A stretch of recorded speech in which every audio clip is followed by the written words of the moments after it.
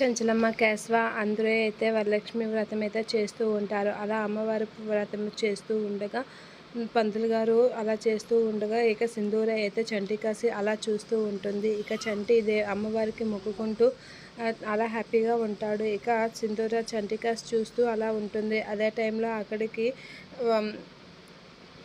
చంటి వాళ్ళ మామయ్య వస్తాడు. బాబాయ్ ఎక్కడ అనేది అడుగుతూ ఉంటుంది. సరే అమ్మ అని చెప్పి వేరేగా అమ్మవారి వ్రతం అరేంజ్మెంట్ చేస్తూ తనకి చూపిస్తూ ఉంటాడు.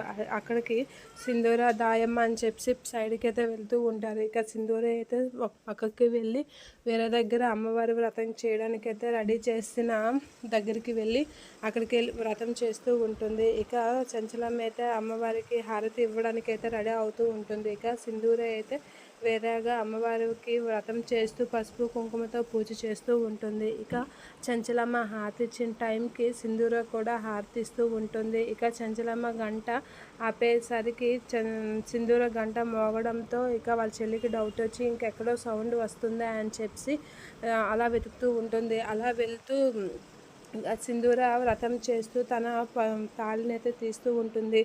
ఇంకా సింధూర వాళ్ళ చెల్లికి డౌట్ రావడంతో అక్కడి నుంచి అయితే అలా వెతుకుతూ వెళ్తూ ఉంటుంది. ఇక చంటి అయితే ఎక్కడికి వెళ్తుంది ఈ అమ్మాయి అని చెప్పి అయితే చూస్తూ ఉంటాడు. సింధూర అదే టైంలో తన తాలిబొట్టు బయటికి తీసి తనకి కుంకుమ బొట్టు రాసి కళ్ళకి అద్దుకుంటూ ఉంటుంది. అది చూసి వాళ్ళ చెల్లి అయితే షాక్ అవుతూ ఉంటుంది.